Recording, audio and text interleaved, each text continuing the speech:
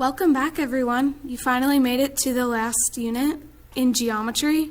This is Unit 5B, all about solids. We'll be talking about cross-sections, lateral area, surface area, and volume. We'll begin with a review of some vocabulary about three-dimensional shapes. So first vocab word that you need to know is a polyhedron. It's a solid with all flat surfaces that encloses a single region of space. So mostly three-dimensional shapes that you're used to seeing are polyhedrons. You might already know these vocab words: face, edge, and vertex. A face is the flat surface on the polyhedron. Every flat surface is always a polygon. The edge is where two faces intersect, and the vertex is where three or more edges intersect. We have a couple different types of polyhedrons. We have prisms and we have pyramids. Prisms are when you have two parallel congruent faces, such as this, connected by all parallelogram faces.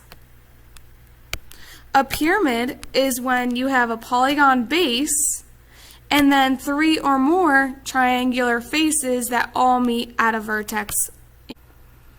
Polyhedrons are always named by the shape of their bases. Some examples: these over here are all prisms because they have a pair of parallel bases, whereas these on this side are all pyramids because they have a polygon base and triangular faces. You have to look at the bases to tell the name. For example, this has triangular faces that are parallel to each other, so it's called a triangular prism. This has rectangular faces that are parallel to one another, so it's called a rectangular prism.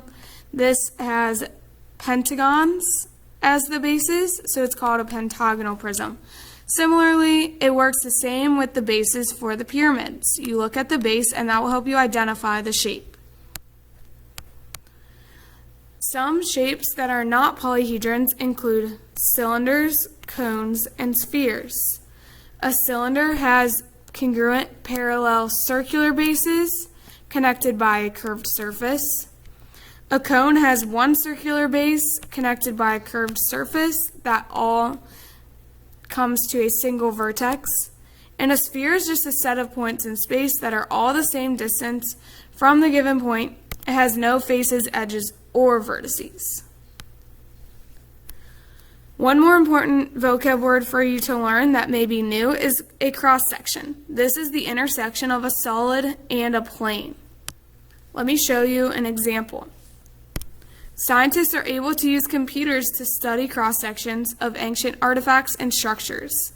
We want to determine the shape of each cross-section of the pyramid below. So first we're looking at if we take a horizontal cut of the pyramid. The cross-section is the two-dimensional shape that would appear when you cut the three-dimensional shape at this angle.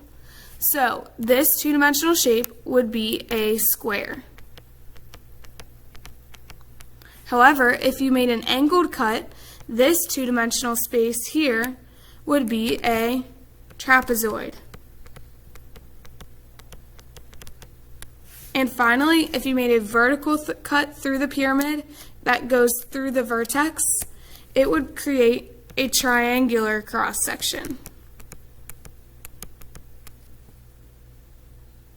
I'd like you to try the next practice problem on your own. You need to describe each cross-section, so you need to name the two-dimensional shape that would be created. Here are the correct answers. Finally, I'd like you to reflect on this question. A hexagonal pyramid is sliced through the vertex and the base so that the pyramid is separated into two congruent parts. Remember, congruent means same size, same shape.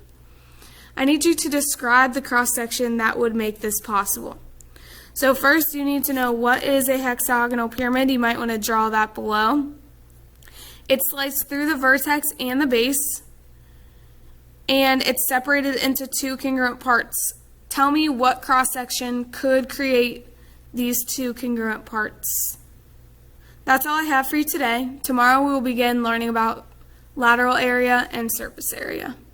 See you then.